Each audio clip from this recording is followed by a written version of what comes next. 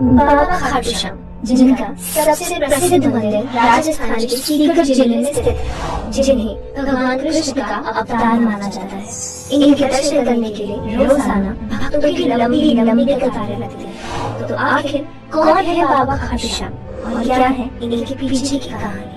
आगे बढ़ने से पहले मैं आपसे एक छोटा सा सवाल पूछना चाहती हूँ। जब भी दुनिया के सबसे सर्वश्रेष्ठ मंदिर की बात होती है तो आपके दिमाग में किसका नाम आता है? ज्यादातर लोगों की तरह आपके दिमाग में भी अर्जुन, कर्ण या एक लवे का ही नाम आया होगा, लेकिन नहीं, ना कर्ण, ना अर्जुन, ना एकलव्य। महाभारत के युद्ध में दुनिया के सर्वश्रेष्ठ धनुर्धर थे बारबरिक, जो अपने 3 बाणों से ही पल भर में कौरवों और पांडवों की पूरी सेना को खत्म कर सकते थे। खाटू श्याम जी की कहानी महाभारत काल से शुरू होती है और उस समय उनका नाम बारबरिक था। बारबरिक घटोत्कच के पुत्र और भीम के पौत्र थे। बारबरिक बचपन से ही एक वीर योद्धा थे। उन्होंने अपनी माँ से युद्ध कला सीखी थी। वे देवी शक्ति के बहुत बड़े भक्त थे। एक बार बारबरिक ने देवी शक्ति की घोर तपस्या की, जिससे प्रसन्न होकर देवी शक्ति वहां प्रकट हुई और बारबरिक से वरदान मांगने को कहा। बारबरिक ने कहा कि वे चाहते हैं कि हमेशा दुर्बलों का सहारा बन सके। देवी शक्ति ने बारबरिक को ऐसी शक्ति प्रदान की जो तीनों लोगों में किसी के पास नहीं थी। देवी शक्ति ने बारबरिक को 3 दिव्य बाण दिए, जो बाण अपने लक्ष्य को भेदकर वापस लौटकर बारबरिक के पास आ जाएंगे, जिससे बारबरिक अजयी हो गए। देवी से वरदान प्राप्त करने के बाद बारबरिक अपनी माँ के पास गए और देवी शक्ति के दिए वरदान के बारे में बताया, जिसे सुनकर उनकी माँ ने उनसे ऐसा वचन मांगा जिसके कारणवश कृष्ण जी को घबराकर बारबरिक से उनका शीश दान में मांगना पड़ा। बारबरिक ने अपनी माँ को वो वचन दे दिया और कुरुक्षेत्र की ओर रवाना हो गए। भगवान कृष्ण तो अंतर्यामी है और वे जानते थे कि बारबरिक के पास ऐसी शक्तियां है जो इस महायुद्ध को कुछ ही पल में खत्म कर सकती है। जब बारबरिक 5 पांडवों और श्री कृष्ण के पास उनके शिविर में पहुंचे तो श्री कृष्ण ने बारबरिक से उनकी दिव्य बाणों की शक्ति का प्रमाण दिया, जिससे वो अपने कितने भी शक्तिशाली शत्रु का विनाश कुछ ही पलों में कर सकते थे। इसके बाद कृष्ण जी बारबरिक, घटोत्कच और पांडवों को एक पीपल के पेड़ के पास ले गए और बारबरिक से कहा, हे बारबरिक, ये पीपल का विशाल पेड़ देख रहे हो? इस पर लगे जितने भी सूखे पत्ते हैं वही तुम्हारा लक्ष्य है। अगर तुमने अपने तीनों बाणों से अपने लक्ष्य को भेद दिया तो मुझे कोई संदेह नहीं रह जाएगा। बारबरिक ने श्री कृष्ण की चुनौती स्वीकार कर ली और पीपल के पेड़ के पत्तों की ओर बाण चलाया। बाण ने पल भर में ही सभी सूखे पत्तों को छेदित कर दिया और उसी पल एक सूखा पत्ता उड़कर श्री कृष्ण के पैरों के पास आ गिरा, जिसे श्री कृष्ण ने अपने पैरों के नीचे छिपा लिया। बारबरिक ने फिर अपना दूसरा बाण निकाला और पीपल के पेड़ पर छोड़ दिया। बारबरिक के इस बाण ने पल भर में ही उन सभी पत्तों को काट दिया जिसे बारबरिक के पहले बाण ने छेदा था। वे मुस्कुराए लेकिन और बारबरिक से बोले, बारबरिक ये तो सारा हो गया कि तुम्हारे बाण किसी भी युद्ध को कुछ ही पल में खत्म की ओर आएगा, परंतु अब तुम्हारा जीवन बारबरिक ने श्री कृष्ण से कहा। ये सुनते ही घटोत्कच मेरे सभी बालक चौंके रहे और श्री कृष्ण से कहा कि आप क्या कह रहे हैं? ये तो बात हमारे लिए अच्छी है ना कि बारबरिक हमारे पक्ष में युद्ध लड़ेगा।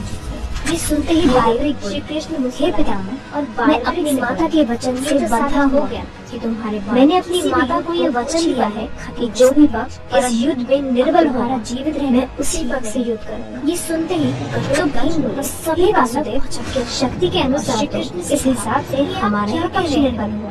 ये तो बात हमारे लिए अच्छी है ना कि बारबरिक कृष्ण हमारे पक्ष में युद्ध लड़ेगा। कि शुरुआत में तो आपका ही पुत्र आपके ही पक्ष में था, लेकिन मैं अपने के वचन से कौरवों का नाश हो जाएगा। नहीं अपनी माता के खिलाफ वचन दिया है कि जो भी कौरवों के लिए निर्बल हो सभी का मैं उसी पक्ष से युद्ध करूंगा। ये सुनते ही बारबरिक ने श्री कृष्ण को इस दुविधा से बाहर निकलने का उपाय इस हिसाब से श्री कृष्ण ने बारबरिक से आप ऐसा क्यों कह रहे हैं दान में देने का? श्री कृष्ण ने भीम बारबरिक ने सुनते ही शुरुआत में आपका पुत्र कि मैं अपना शीश दान आवश्यक देंगे, लेकिन मेरी इच्छा है कि मैं महाभारत का ये युद्ध अपनी आंखों से देखना चाहता हूँ। श्री कृष्ण ने उन्हें वचन दिया कि ऐसा जरूर होगा।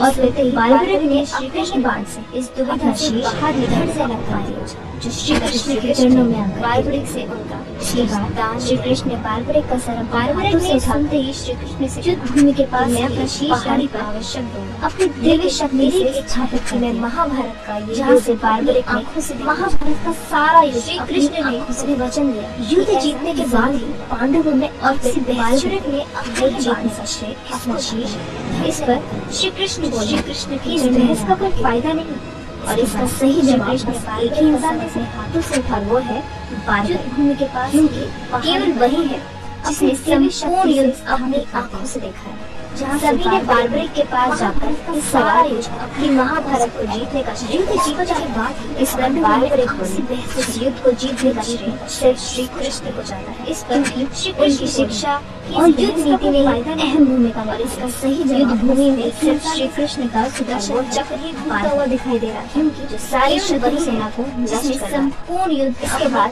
श्री कृष्ण ने बालवृक्ष के बलिदान से के साथ जाकर कहा सवाल, हे शीश महाभारत से मैं तुम्हें अपना नाम अपनी शक्ति देता हूँ, इसके बाद युद्ध खाटू श्याम के नाम से जाने श्री कृष्ण और कलयुग में जो भी तुम्हारी पूजा और युद्ध नीति ने अहम के सभी कष्ट युद्ध भूमि में सिर्फ श्री माना जाता है कि कलयुग आने के कई साल दे रहा था, बार-बार शत्रु की नदी में नष्ट करना, जिसे इसके बाद राजस्थान कृष्ण ने बालवृक्ष के बलिदान से उनके पास दफना दिया। हे श्री जगह पर आज समय दफनाया गया उस स्थान को खाटू नाम से जाना जाता है। इसके बाद तुम कहते हैं कि जहाँ शीश दफनाया गया था और उस जगह पर जो गाय जाती हैं तो उनके थन से दूध रिसने लगता है। जब स्थानीय ग्रामीणों ने उस जगह को कलयुग आने के कई सारे एक ग्रामीणों ने बालवृक्ष के सर को गांव के एक राजस्थान के सीकर जिले में श्याम बीच उस स्थान के राजा रूप सिंह चौहान को स्वप्नाया गया खाटू श्याम को खाटू नाम जहाँ उनका सर मिला था, कहते हैं एक जहाँ शीश बनाया गया था, और इसके बाद राजा ने आदेश का पालन उनके थन से मंदिर का निर्माण कराया। स्थानीय ग्रामीणों शुक्ल एकादशी को खाटू श्याम की प्रतिमा स्थापित करना। अभी से फाल्गुन में 12 दिन का मेला लगता है। ब्राह्मण राजस्थान के अलावा किसी देश के कई हिस्सों में खाटू श्याम जी के चौहान को भारत ही नहीं खाटू श्याम ने नेपाल, पाकिस्तान, थाईलैंड और ऑस्ट्रेलिया में भी खाटू श्याम जी के प्रसिद्ध। इसके बाद तो ये थी खाटू श्याम बाबा की सच्ची कहानी, जिसे आज भी बहुत से लोग नहीं जानते।